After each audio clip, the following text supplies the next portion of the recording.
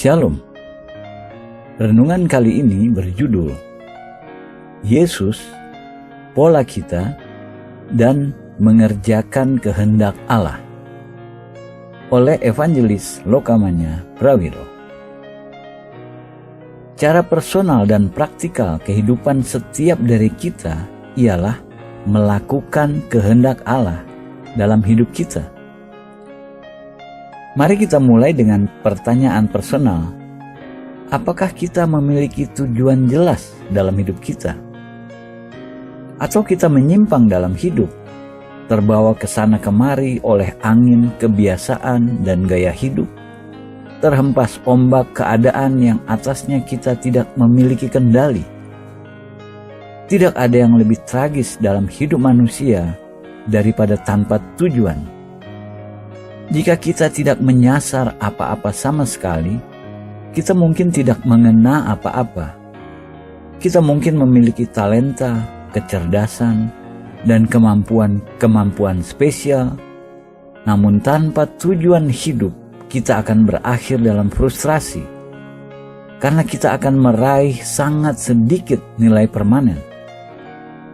Di sini terbentang satu dari faedah-faedah dan berkat-berkat kehidupan Kristen. Seperti Allah merencanakannya, kehidupan Kristen memberi setiap dari kita tujuan dalam hidup. Tujuan hidup disediakan bagi kita melalui iman kita dalam Kristus. Gambaran pertama dari kehidupan Kristen dan tujuan-tujuannya kita lihat dalam Ibrani. Karena kita mempunyai banyak saksi, bagaikan awan yang mengelilingi kita, marilah kita menanggalkan semua beban dan dosa yang begitu merintangi kita, dan berlomba dengan tekun dalam perlombaan yang diwajibkan bagi kita. Mari kita melakukannya dengan mata yang tertuju kepada Yesus, yang memimpin kita dalam iman, dan yang membawa iman kita itu kepada kesempurnaan, yang dengan mengabaikan kehinaan tekun memikul salib ganti sukacita yang disediakan bagi Dia yang sekarang duduk di sebelah kanan takhta Allah. Ibrani 12 ayat 1 dan 2. Ada 3 kebenaran penting disebut di sini. Pertama, kehidupan Kristen adalah perlombaan yang ditandai untuk kita sebelumnya. Kita tidak perlu menandai arah. Itu sudah dilakukan untuk kita. Kita hanya perlu menjalankan perlombaan lari itu. Meski demikian, perlombaan lari ini bukan lari cepat, melainkan maraton jarak jauh. Untuk bisa berlomba lari jarak jauh ini, kita harus membuang semua yang menghalangi kita. Hal-hal ini mungkin tidak harus selalu dosa. Meski demikian, menahan kita menjalankan perlombaan lari. Untuk alasan itu kita harus menghilangkannya dari kehidupan kita. Dalam perlombaan ini ada kualitas khusus yang ditekankan. Kegigihan atau daya tahan. Untuk kita menyelesaikan perlombaan mensyaratkan ketekunan dan daya tahan. Kedua, kita melakukannya dengan mata yang tertuju kepada Yesus. Yesus adalah pola kita dan inspirasi kita. Jika kita melepaskan pandangan mata kita dari Yesus untuk waktu lama, kita akan kehilangan kemampuan kita sukses dalam perlombaan. Ketiga, Yesus adalah titik mula-mula iman dan penyempurnaan iman kita. The author and perfecter of our faith. Ia yang menggerakkan semua. Kita mungkin menyadari ia titik awal iman kita, namun kita sering melupakan fakta bahwa ia juga penyempurna. Yesus tidak hanya memulainya, ia juga menyelesaikannya. Dalam kitab suci dan dalam Allah berurusan dalam hidup kita melihat ia tidak pernah memulai apapun yang ia tidak bisa selesaikan. Kita perlu menaruh ini dalam hati dan terdorong fakta ini. Yesus yang memulai kita dalam perlombaan ini, ia akan memampukan kita menyelesaikannya. Ia, the author and perfecter of our faith. Simpan 3 hal penting ini dalam pikiran. Pertama, Kehidupan orang-orang Kristen adalah perlombaan di mana arahnya ditandai sebelumnya dan membutuhkan daya tahan untuk menyelesaikan perlombaan. Kedua, untuk sukses, mata kita harus tertuju pada Yesus. Ia pola kita dan inspirasi kita. Ketiga, Ia titik mula-mula iman dan penyempurna iman kita. Selama kita memandang Yesus, Ia tidak hanya mengatur kita untuk maju, namun Ia memampukan kita juga untuk terus maju dan membawa kita sukses berkemenangan sampai kita menyelesaikan perlombaan. Dalam melihat Yesus sebagai pola dan inspirasi kita dalam perlombaan Kristen ini, kita melihat bahwa kunci untuk mencapai keberhasilannya adalah motivasinya. Kecuali kita benar-benar mengerti motivasinya dan masuk ke dalamnya bersama dengan Dia, kita akan mengalami perlombaan ini terlalu berat untuk kita. Dalam Ibrani 10 ayat 5-10, penulis mengutip dari Mazmur 40 dan mengaplikasikannya pada Yesus Kristus. Karena itu, ketika Ia masuk ke dunia, Ia berkata, "Korban dan persembahan tidak Engkau kehendaki, tetapi Engkau telah menyediakan tubuh bagiku. Kepada korban bakaran dan korban penghapus dosa Engkau tidak berkenan." Lalu aku berkata, "Sungguh, aku datang. Dalam gulungan kitab ada tertulis tentang aku untuk melakukan kehendak-Mu, ya Allah-Ku." Di atas Ia berkata, "Korban dan persembahan, korban bakaran dan korban penghapus dosa tidak Engkau kehendaki, dan Engkau tidak berkenan kepadanya, meskipun dipersembahkan menurut hukum Taurat." Dan kemudian katanya, "Sungguh, aku datang untuk melakukan kehendak-Mu." Yang pertama Ia hapuskan, supaya menegakkan yang kedua. Dan karena kehendak-Nya inilah, kita telah dikuduskan satu kali untuk selama-lamanya oleh persembahan tubuh Yesus Kristus. Ibrani 10 ayat 5-10. Perhatikan kata tubuh di awal. Tuhan berkata, "Korban dan persembahan tidak Engkau kehendaki, tetapi Engkau telah menyediakan tubuh bagiku." Di akhir komentar, "Dan karena kehendak-Nya inilah, kehendak Allah melalui Yesus Kristus, kita telah dikuduskan satu kali untuk selama-lamanya oleh persembahan tubuh Yesus Kristus." Allah memberi Yesus dengan tubuh untuk dikorbankan mewakili kita. Tema ini akan mengikuti sepanjang pelajaran ini. Dari nas ini kita melihat, pertama, apa motivasi tertinggi Yesus? "Aku datang untuk melakukan kehendak-Mu." Pernyataan itu dikutip 2 kali untuk menekankan agar tidak meleset. Tujuan terpenting dan tujuan tunggal Yesus sepanjang kehidupannya di bumi adalah untuk melakukan kehendak Allah. Ia sama sekali jelas mengenai itu, dan Ia tidak pernah berbelok darinya. Kedua, sehubungan dengan yang pertama, ada bagian yang ditulis untuk Yesus perankan. "Sungguh, aku datang. Dalam gulungan kitab ada tertulis tentang aku, untuk melakukan kehendak-Mu, ya Allah-Ku." Ditulis dalam gulungan firman Allah sebelum Ia datang. Yesus tidak menulis atau mengimprovisasi naskah yang diberikan padanya. Ia menemukannya melalui pembelajaran kitab suci. Ketiga, kehendak Allah untuk Yesus mencapai puncaknya dalam pengorbanan tubuh Yesus sendiri. Tujuan dan rencana Allah dalam memberinya tubuh agar Yesus menyerahkan tubuhnya sebagai pengorbanan sempurna mewakili umat manusia. Catat 3 poin berikut. Pertama, motivasi terpenting Yesus adalah melakukan kehendak Allah. Kedua, ada bagian tertulis untuknya dalam kitab suci. Ketiga, kehendak Allah untuk Yesus adalah mencapai puncaknya dalam pengorbanan tubuhnya sendiri. Setiap dari 3 poin ini harus memiliki imbangannya dalam hidup kita. Setiap pernyataan benar tentang Yesus harus benar tentang kita. Setiap dari kita membutuhkan motivasi yang sama, harus melakukan kehendak Allah dan menemukan apa yang tertulis untuk kita dalam gulungan kitab suci. Terakhir, melakukan kehendak Allah dalam hidup kita mencapai puncaknya dalam pengorbanan tubuh kita sendiri. Satu syarat esensial untuk hidup sukses adalah memiliki tujuan jelas yang didefinisikan dan terus dikejar. Tanpa tujuan itu, seseorang seperti perahu hanyut di laut lepas, dibawa ke sana kemari oleh angin kebiasaan dan ombak keadaan, tanpa kendali atas tujuan sendiri. Salah satu faedah dan berkat terbesar kehidupan Kristen adalah memberi setiap dari kita tujuan untuk hidup. Dalam hal ini, Yesus adalah pola kita dan inspirasi kita.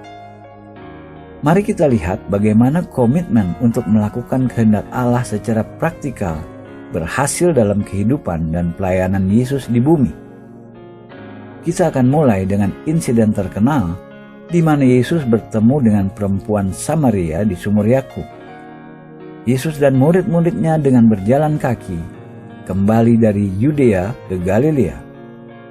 Mereka melewati Samaria dan sampai ke tempat yang sampai hari ini masih dikenal sebagai sumur Yakub. Yesus lelah dan duduk dekat sumur untuk beristirahat. Tampaknya mereka kehabisan makanan dan lapar karena murid-murid pergi ke kota untuk membeli makanan.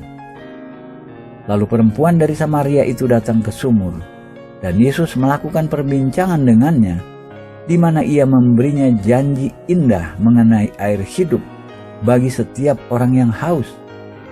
Perempuan itu begitu bergairah. Ia meninggalkan kendi airnya tanpa mengumpulkan air dan kembali ke kota untuk menyampaikan pada orang-orang tentang orang yang ia temui di sumur. Sementara Yesus tetap di sumur, murid-muridnya kembali dan menemukannya duduk di sana. Berikut catatan dalam Injil Yohanes. Sementara itu, murid-muridnya mengajak dia, katanya, "Rabi, makanlah." Akan tetapi ia berkata kepada mereka, "Padaku ada makanan yang tidak kamu kenal." Maka murid-murid itu berkata seorang kepada yang lain, "Adakah orang yang telah membawa sesuatu kepadanya untuk dimakan?" Kata Yesus kepada mereka, "Makananku ialah melakukan kehendak Dia yang mengutus aku dan menyelesaikan pekerjaannya. Bukankah kamu mengatakan, 4 bulan lagi tibalah musim menuai? Tetapi aku berkata kepadamu, lihatlah sekelilingmu, dan pandanglah ladang-ladang yang sudah menguning dan matang untuk dituai. Sekarang juga penuai telah menerima upahnya, dan ia mengumpulkan buah untuk hidup yang kekal, sehingga penabur dan penuai sama-sama bersuka cita." Yohanes 4 ayat 31-36. Ini pernyataan jelas dari Yesus. Makananku ialah melakukan kehendak Dia yang mengutus aku. Motivasi sentral dari seluruh kehidupan di bumi selalu untuk melakukan kehendak satu yang mengutusnya. Ada 2 hasil dari motivasi ini dalam kehidupan Yesus yang memiliki imbangannya dalam hidup kita. Pertama, komitmen Yesus untuk melakukan kehendak Allah mengerjakan restorasi fisikal dan supernatural dalam Dia. Ketika ia datang ke sumur, ia lelah dan lapar. Yesus duduk, namun kebalikan dari makan, ia mengalirkan kehendak Allah dalam perbincangannya dengan perempuan itu. Dengan menaruh kehendak Allah di atas kebutuhan-kebutuhan fisikalnya sendiri, ia menerima restorasi supernatural. Ketika murid-murid datang membawa makanan, Yesus tidak tertarik. Ia berkata, "Padaku ada makanan yang tidak kamu kenal." Murid-muridnya tidak bisa mengerti makanan apa yang ia makan.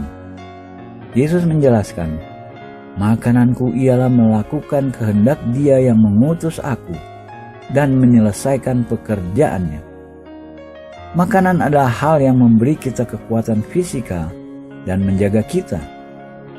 Yesus berkata, "Itulah yang menjaga aku dan menjagaku terus maju."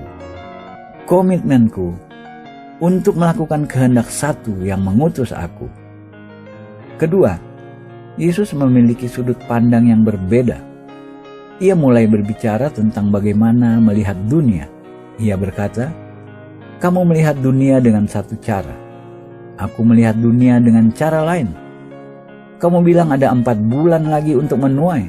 Namun bagiku, ladang tuaian sudah matang. Aku sudah menuai." Yesus mengacu pada pertemuannya dengan perempuan Samaria. Ia menuai tuaian dari kota itu. Beberapa menit kemudian, perempuan itu kembali dengan orang-orang dari kota itu, dan Yesus berbagi dengan mereka. Murid-murid melihat hal-hal murni dari sudut pandang natural. Mereka berkata, "Belum waktunya untuk menuai." Sebaliknya, Yesus memiliki sudut pandang spiritual.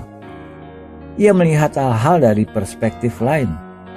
Komitmen Yesus untuk melakukan kehendak Allah yang memberinya pengetahuan spiritual ini.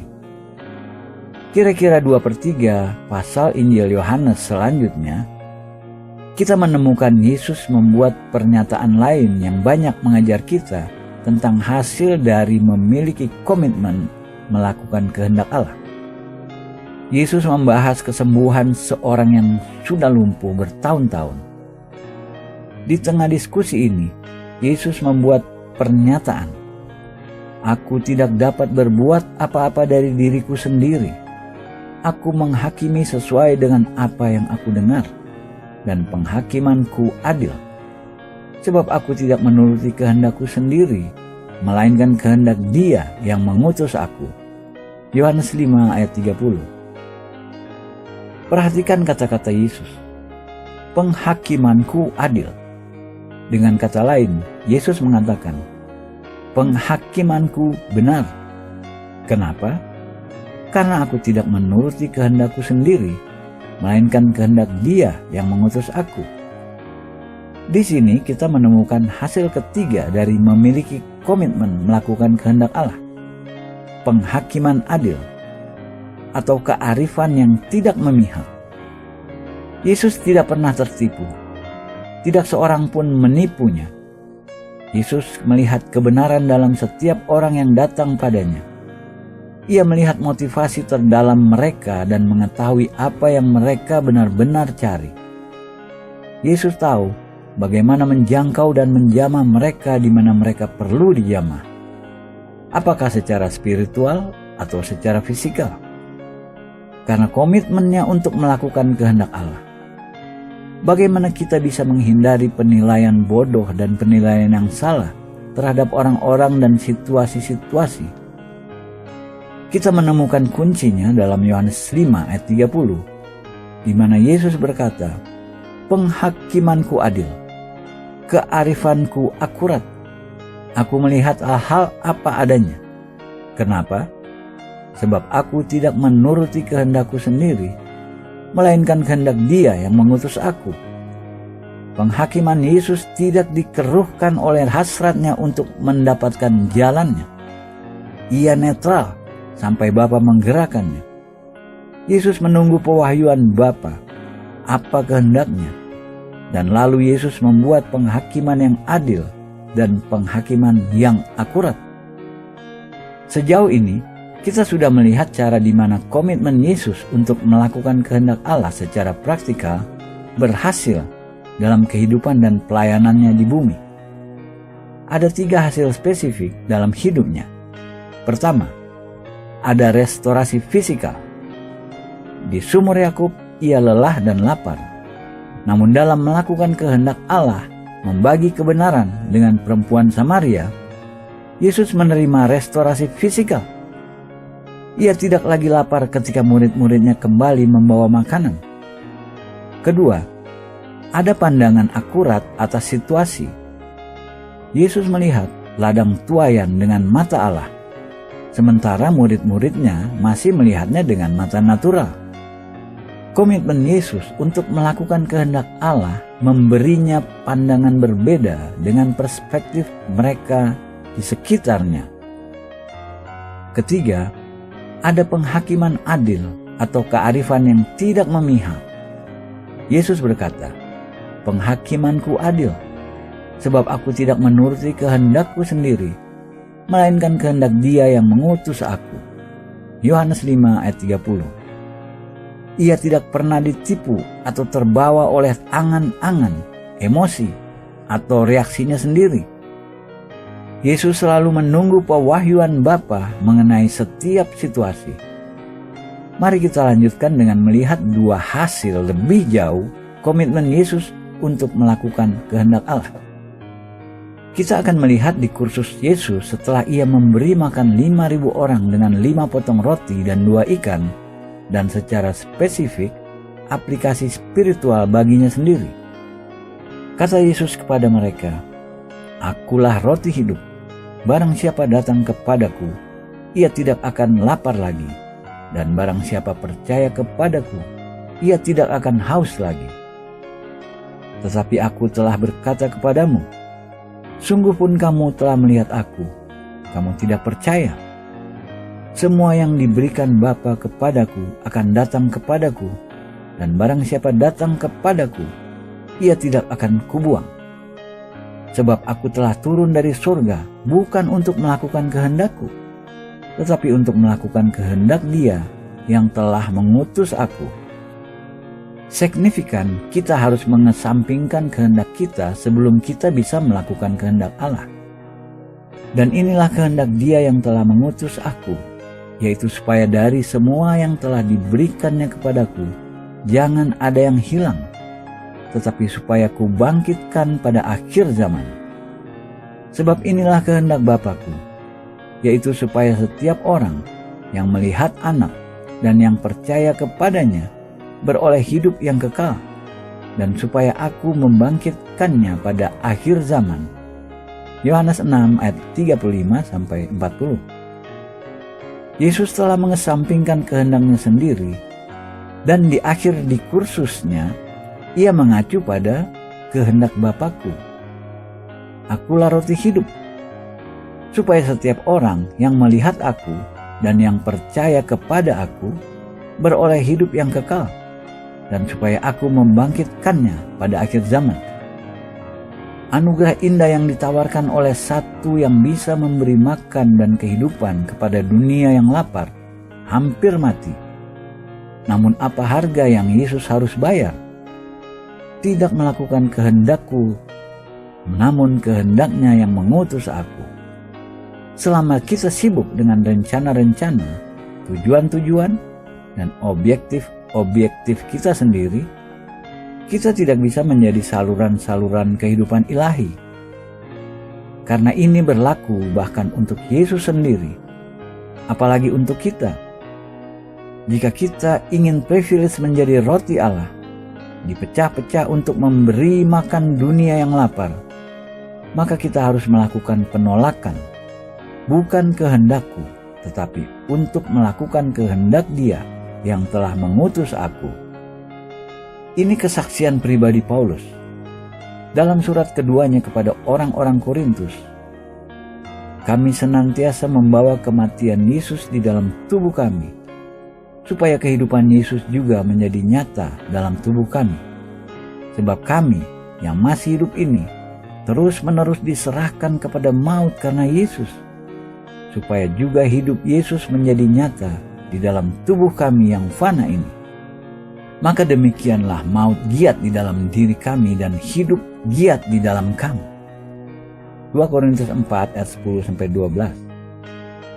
Paulus menjelaskan, maka demikianlah maut giat di dalam diri kami dan hidup giat di dalam kamu. Dunia membutuhkan saluran-saluran kehidupan, namun ada harga yang harus dibayar. Jika kita ingin menjadi saluran kehidupan untuk orang lain, polanya jelas. Ketika kematian bekerja dalam kita, maka kehidupan bekerja dalam orang-orang lain. Kita di sini bukan untuk melakukan kehendak kita sendiri, namun kehendaknya yang mengutus kita. Kehendaknya yang mengutus kita adalah untuk memberi makan dan memberi kehidupan kepada dunia yang lapar dan mati. Jika kita menolak kehendak kita sendiri, dan mengikuti satu hati ketaatan kehendak Allah seperti diungkapkan untuk kita, maka kita juga dalam ukuran kita sendiri bisa menjadi makanan untuk dunia yang lapar dan kehidupan untuk dunia yang mati. Meski demikian, ini tidak mungkin sementara kita terlalu risau melakukan kehendak kita sendiri. Ada satu hasil lagi yang dihasilkan dalam kehidupan Yesus melalui komitmennya untuk melakukan kehendak Bapa. Kita bisa menemukannya dalam doa Yesus, imam besar, kepada Bapa mewakili murid-muridnya sebelum ia dipisahkan dari mereka. Ekspresi indah Yesus ini ditemukan di bagian akhir Injil Yohanes. Kematian harus pertama bekerja dalam kita. Kita tidak bisa memilikinya dengan cara lain atau merubah susunannya. Aku telah mempermuliakan engkau di bumi dengan jalan menyelesaikan pekerjaan yang engkau berikan kepadaku untuk melakukannya.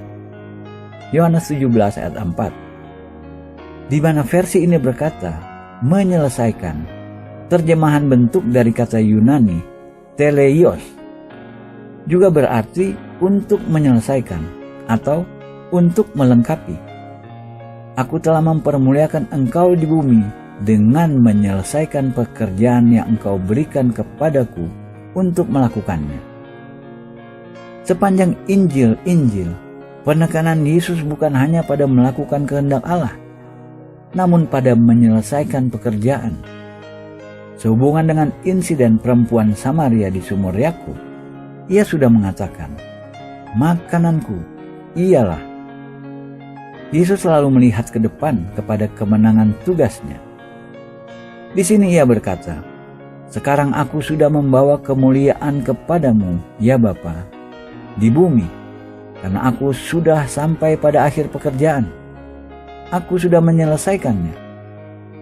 Kembali ke gambaran perlombaan lari yang kita bahas sebelumnya, kita bisa katakan bahwa Yesus sudah menyelesaikan perlombaan lari. Dalam melakukan itu, ia berkata, aku sudah membawa kemuliaan kepada Allah. Melakukan kehendak Allah akan selalu membawa kemuliaan kepadanya.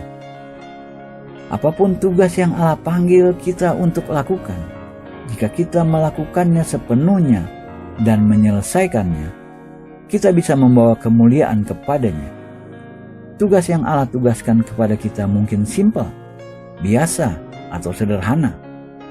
Mungkin mengharuskan menjadi istri dan ibu terbaik, suami dan bapak yang saleh, sekretaris yang efisien, atau pengusaha yang baik. Apapun tugasnya, jika kita menyelesaikannya dan melakukan pekerjaan kita dengan teliti dan lengkap, kita akan membawa kemuliaan kepada Allah. Memikirkan atau mementingkan diri sendiri, pelayanan setengah hati tidak pernah memuliakan Allah. Satu dari alasan-alasannya tidak memuliakan karena motif orang seperti itu untuk melayani selalu disimpulkan dalam dirinya. Ada orang-orang Kristen, bahkan pendeta-pendeta, yang memikirkan kemuliaan mereka sendiri daripada kemuliaan Allah. Mereka mungkin menarik banyak pengikut dan membuat orang-orang tertarik pada karunia-karunia dan pelayanan-pelayanan mereka. Namun pada akhirnya, bukan untuk kemuliaan Allah. Agar memuliakan Allah, kita harus memiliki satu titik fokus untuk tugas yang Allah tugaskan kita. Kita perlu memiliki kebulatan tekad kita akan menyelesaikan tugas apapun yang diperlukan. Harus menjadi hasrat kita di akhir hidup kita di bumi untuk mengatakan dengan keterbatasan kita, saya telah mempermuliakan engkau di bumi dengan jalan menyelesaikan pekerjaan yang engkau berikan kepada saya untuk melakukannya. Amin.